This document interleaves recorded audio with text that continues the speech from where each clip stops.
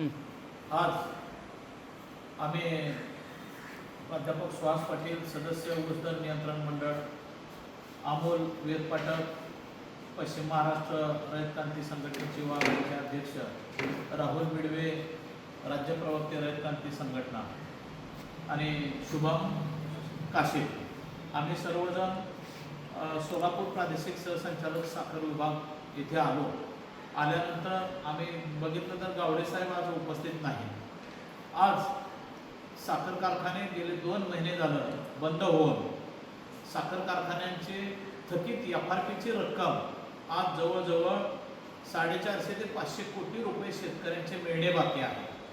परंतु बहुतांश साखर कारखान्यांनी साखरेचा हंगाम चालू होत असताना 3000 रुपयाचा दर जाहीर केला आणि त्यांनी पहिल्या 2 महिन्याचे बिल शेतकऱ्यांना अदा केलेले आहे। त्यामध्ये 3000 रुपये हप्ता दिल्यामुळं बऱ्याचशा साखर कारखान्यांनी आम्ही एफआरपीची रक्कम दिलेली आहे असे आकडेवारीनुसार दर्शवलेलं आहे, परंतु प्रत्यक्षात तसं होत नाही।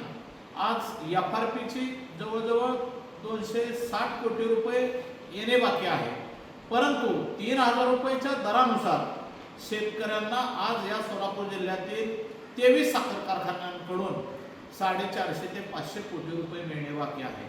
म्हणजे सर्व साखर कारखानदार शेतकऱ्यांची दिशाभूल करतात आणि सरकारने इथं सोलापूर जिल्हा आणि धाराशिव जिल्ह्यासाठी हे प्रादेशिक सहसंचालक ऑफिस तयार केलेलं आहे। या ऑफिसमधून साखर कारखान्यांना वारंवार शेतकऱ्यांची ऊस बिले देण्याविषयीचे आदेश निर्गमित व्हायला पाहिजे, परंतु तसं होताना दिसत नाही। म्हणून मी आज सर्व साखर कारखान्यांचे जवळजवळ 23 साखर कारखान्यांचे किती रुपये थकीत आहेत याविषयीचं सर्व आकडेवारी काढून आज साखर आयुक्तांकडे आम्ही निवेदन द्यायला आलो, पण ते आज उपस्थित नाहीत।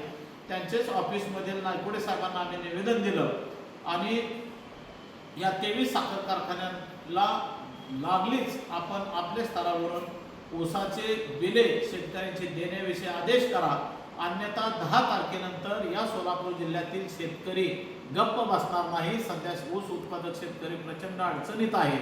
10 तारखेपर्यंत जर या सोलापूर जिल्ह्यातील साखर कारखान्यांनी ऊसाची बिले दिली नाही तर या प्रादेशिक सहसंचालक साखर कार्यालयाला शेतकरी टाळे ठोकण्याच्या विचारात आहेत। याबाबत आपण योग्य ती दखल घ्यावी ही विनंती। ओके।